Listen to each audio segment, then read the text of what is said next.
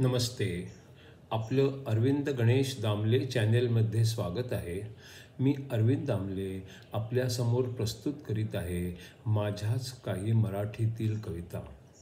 हा आहे या कवितांच्या सत्राचा 457वा भाग.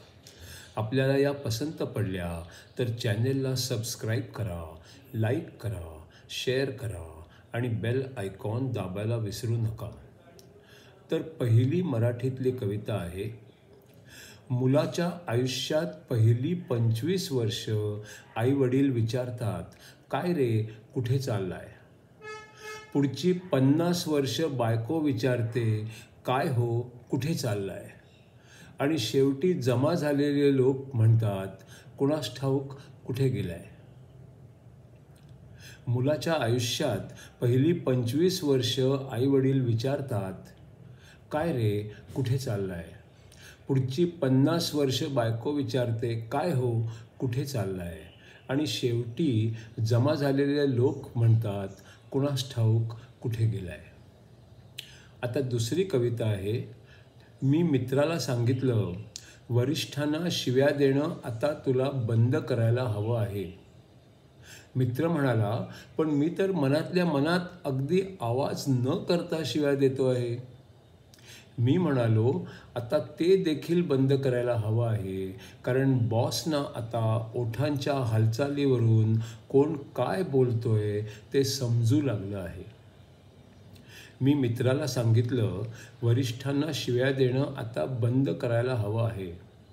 मित्र म्हणाला, पण मी मनातल्या मनात अगदी आवाज न करता शिव्या देतो आहे.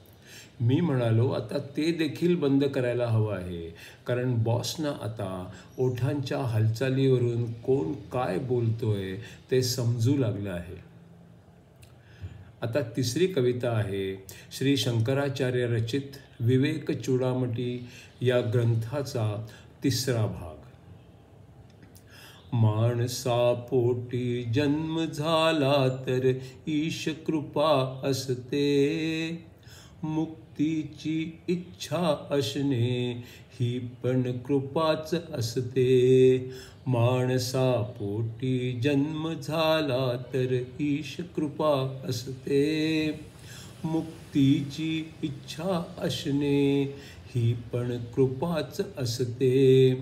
निर्मल ज्ञान देणारा गुरु मिळणे ही नशीब असते, सरळ दिशा दाखवील तुम्हा हे पण क्वचित असते.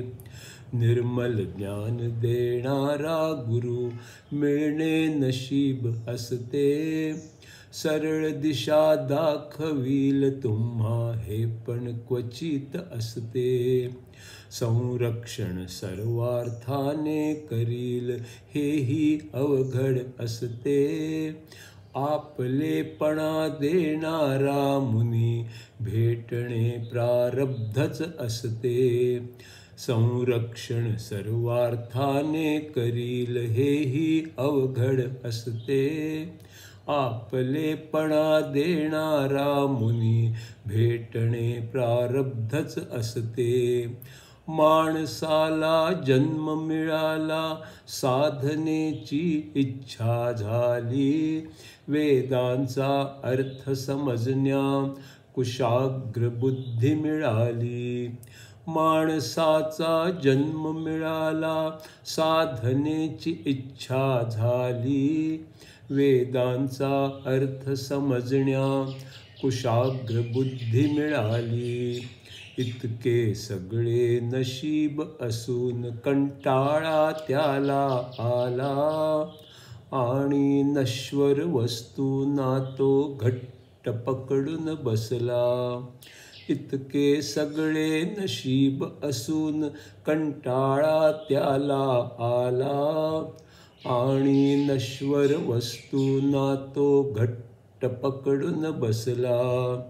कवडी किमतीच्या वस्तूसाठी हिरा सोडून दिला, मातीच्या भुकटीला तो चंदन समजून बसला.